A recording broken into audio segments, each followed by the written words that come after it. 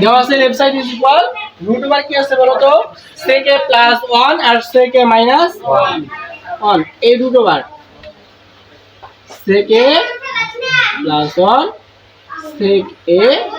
minus 1 এটা আমার right side left side আছে রাইট সাইডে কি বের করতে বলছে দেখো তো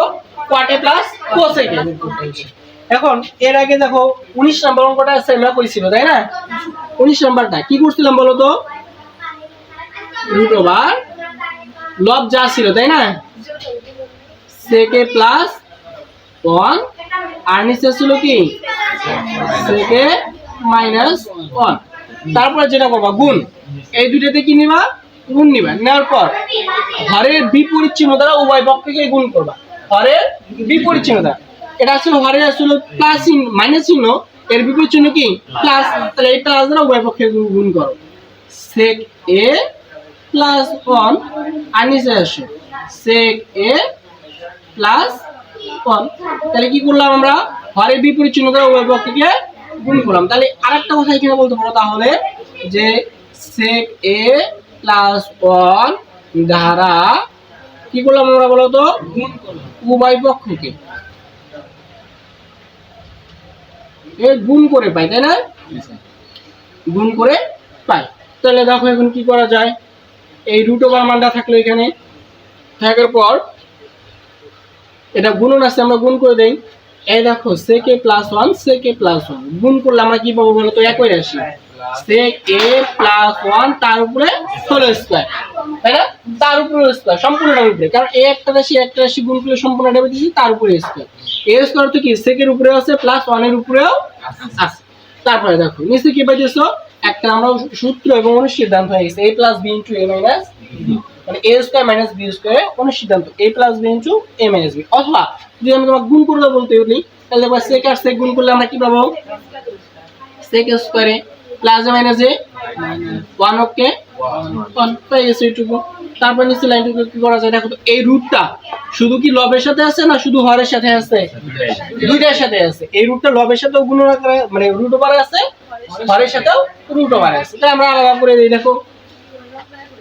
root over sec a plus 1 তার উপরে একটা স্কয়ার ছিল এই রুটটা আলাদা করে দিলাম আমি sec স্কয়ার a প্লাস 1 এটাকে আমরা একসাথে কি লিখতে পারি বলো তো একটা মূল সূত্র ছিল sec square a minus 1 is equal to tan a tan square a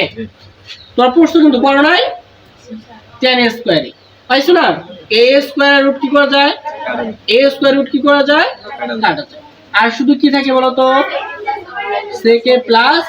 1 আর নিচে শুধু কি থাকতেছে আমার tan এইটুকু পাইতেছো তারপর দেখো এখানে একটু লাভ করে দেই পাশে লাভ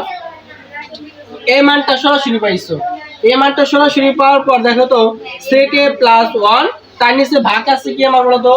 tan a এই tan এটা কি শুধু sec এর সাথে আছে না সম্পূর্ণের সাথে আছে সম্পূর্ণটার সাথে আছে তাই কি আমি আলাদা আলাদা করে ভাগ করে নিতে পারবো না আলাদা আলাদা করে নিতে পারি আমি দেখো sec a ভাগ tan a আমি এই অংশটুকু আলাদা করে নিলাম sec a ভাগ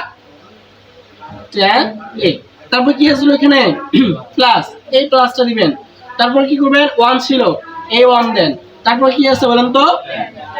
tan a এই অঙ্কটা শেষ প্রান্তে মনে করেন একদম এখন sec a ভাগ tan a প্লাস 1 ভাগ tan a আমার লক্ষ্য কি cosec a plus cot a তাই না লক্ষ্য কিন্তু এটা আমার রাইট সাইড বের করতে হবে তাহলে ওই ক্ষেত্রে যদি যাই আমি sec a এটা কি লিখতে পারি কি লিখতে পারি বলেন তো 1 ভাগ cos এটা আমরা সূত্র পড়ছিলাম তাই না tan a এটাকে লিখতে পারি আমরা sin a by cos a ধন্যবাদ সবারই জানা আছে তাই না a প্লাস দেখেন 1 ভাগ tan a এটাকে লিখতে পারি আমরা cot a কারণ cot a is equal to 1 ভাগ tan a তাহলে 1 ভাগ tan a কে আমরা লিখতে পারবো কি বলুন তো cot a এখন আসেন দেখেন তো আমার যেটা লক্ষ্য ছিল একটা cosec a আর একটা cot a আমি কি cot a পেয়ে গেছি তাহলে উত্তর হয়ে গেছে এখন বাকিটুকু এখানে আসেন 1 ভাগ cos যা ছিল তাই লেখেন 1 ভাগ cos a তারপর মেইন ভাগটা উল্টা কি করবেন